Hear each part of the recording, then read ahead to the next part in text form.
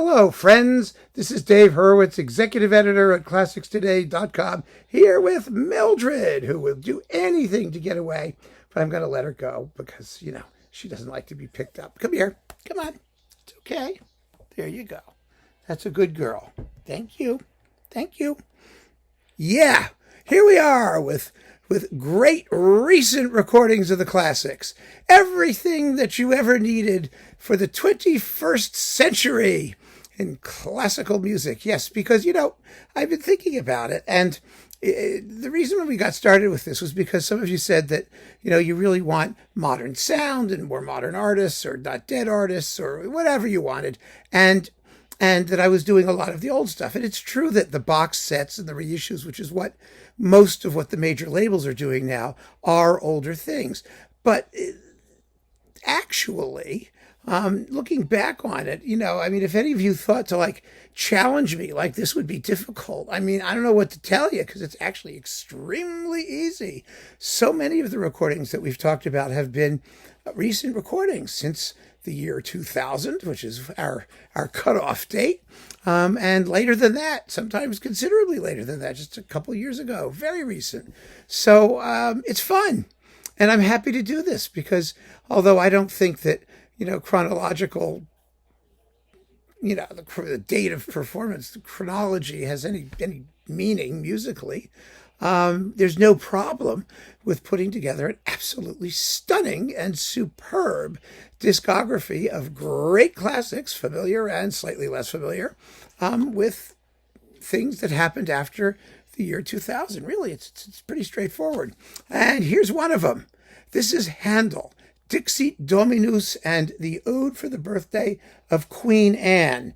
Now, the Dixit Dominus is not even mentioned on the cover here, but it's the major work. It's the really exciting one. The Ode for the Birthday of Queen Anne is very lovely. It's very attractive. It's suitably ceremonial and celebratory. It does all the things that, the Ode for the Birthday of a monarch is supposed to do. But once we get past that, we have the Dixit Dominus. Now, the Dixit Dominus is Handel's greatest piece of Latin church music. He wrote it when he was in Italy, way back at the beginning of his career. It was around, 1707, 1705, somewhere in there. And what a stunner this piece is. And it must have shocked the living daylights out of the normal church-going audience when it was first performed.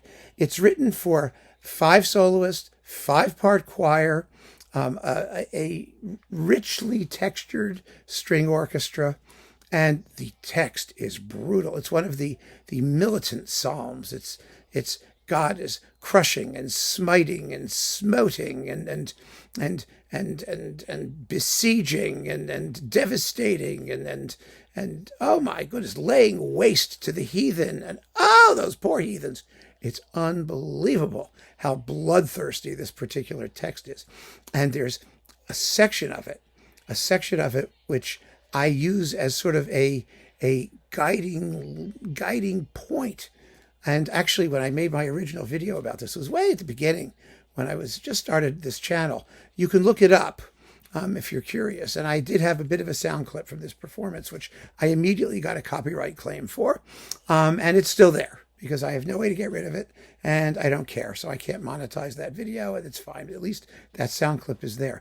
The text is Conquasabit in capita multuorum, which is, God is going to crush the heads of the multitudes and rain down death and destruction and pile up corpses all over the place. And it's fabulous.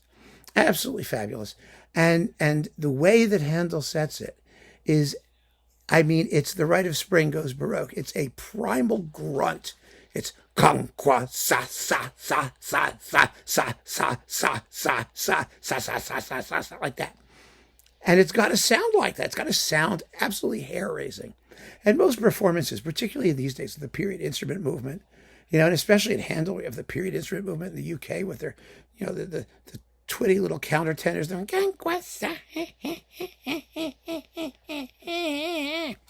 horrible. Absolutely horrible. It has to make you want to leap out of your seat with fear. It's phenomenal music. The whole piece is glorious, by the way. But that one moment is just so incredible. The first time I heard it, I just sat bolt upright. I was like relaxing and listening to it. I just went, holy mackerel! It's a war chant. That's exactly what it is. And and you have so many other settings of the Dixit Dominus from the same period by other Baroque composers, like Vivaldi did it and all that. It's also charming, and occasionally they'll like venture into a minor key or do something. But Handel, theatrical person that he was, to the innermost fiber of his being, just went nuts on it. And oh God, it must have been thrilling back in the day to hear it. Anyway, this is the recording to get, and it was recorded in 2009. So there you go, 2009, 21st century. Actually, a lot of music has received its best performances after the year 2000 in the period instrument world, because there are just phenomenal groups that are performing this music. And this is the Akademie for Alte Musik Berlin and the Vocalconsort Berlin under the amazing Marcus Creed. Remember, he had the RAIS Kammerchor and the Stuttgart radio people, maybe at some point. I don't know. He's a phenomenal choral director, an amazing exponent of music from this period. He has a crack vocal ensemble, and they just tear into the piece. It's a thrill. It's on Harmonia Mundi. And like I said, it begins with the Ode for the Birthday of Queen Anne, which is lovely. We have fabulous soloists. They're Hélène Guillemette and Sophie Klusman and Andreas Scholl, countertenor, of course, Malcolm Bennett and Andreas Wolf, and everybody else is just stunning. Get this and let it shake you to the innermost foundations of your being. It should. It doesn't usually in most performances, but here, yeah, baby. So keep on listening, friends. Thanks for joining me. Take care.